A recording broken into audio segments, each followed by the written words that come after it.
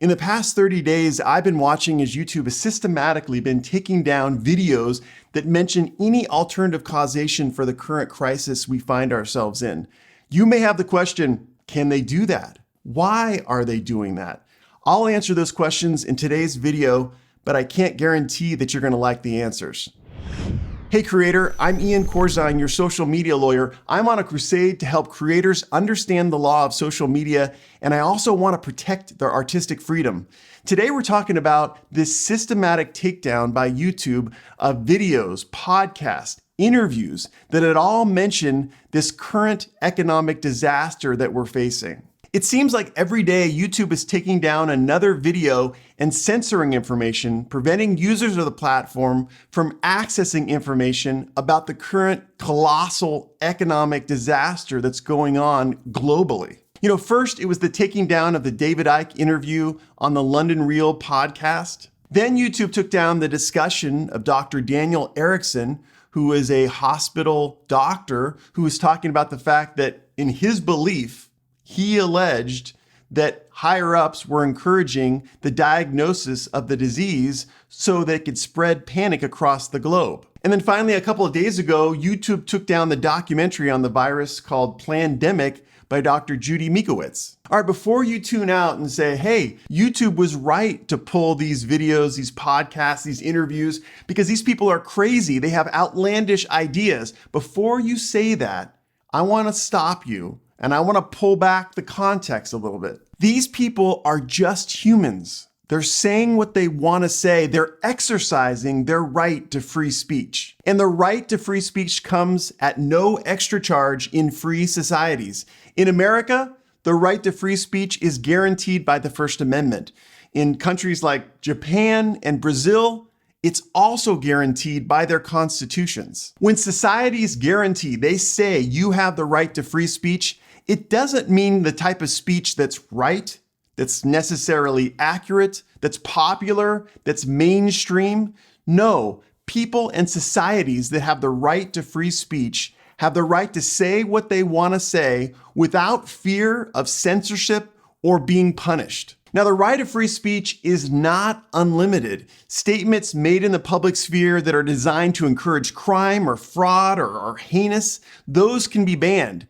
But in a free society, free discussion of ideas, no matter how crazy, is allowed, must be allowed, and that includes social media. Let me say this again because it's really important. You have the right to free speech on social media. YouTube has taken the position that it is a distributor of content. And by taking that position, the law protects it from being sued for offensive content of us creators. If YouTube took the position that it was a publisher, like the New York Times, then it could pick and choose what type of content, what type of videos or podcasts or interviews it wanted on its platform. However, if YouTube took this position, then it would be liable jointly with creators who put the content on the platform for wrongful content, content that causes harm. YouTube has not admitted that it's going to be held liable for the offensive content of its creators. Therefore, it's a distributor of content and it is subject to free speech rules, and it cannot censor entirely civil discussion of ideas, of alternative causes for the largest disaster that's currently affecting the globe. Now, commentators argue that the law permits social media platforms, even mere distributors of content, to control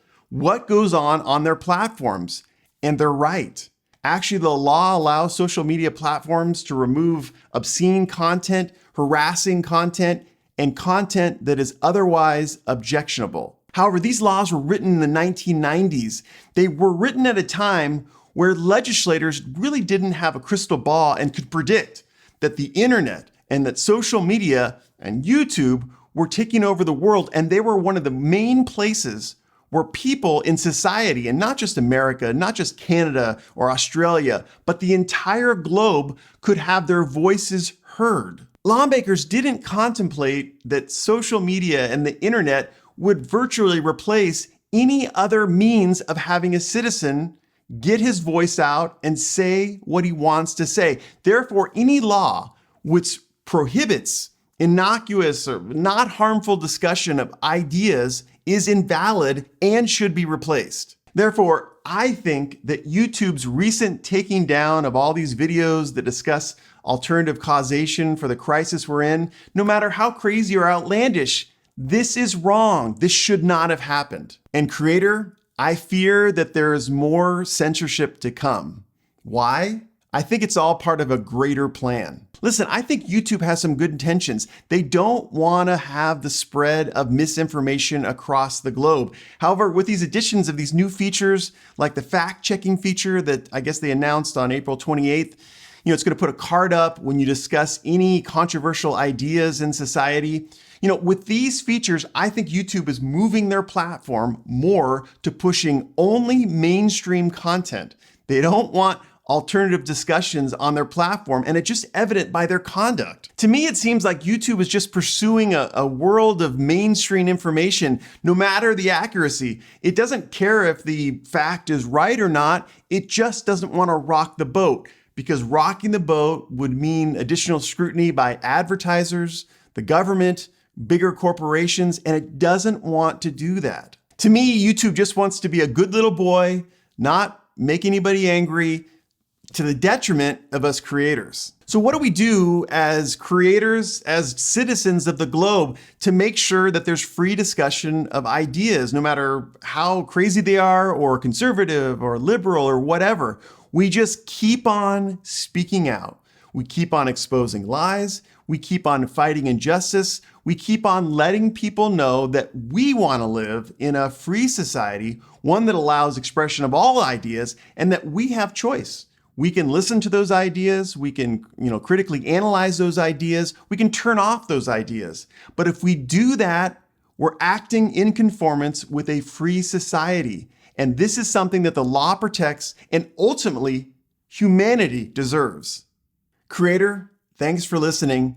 If you want to learn more about another big issue that's coming up on social media, and particularly YouTube, you can watch right here. As you watch, I'm going to be at iancorzine.com to answer any questions that you have on social media.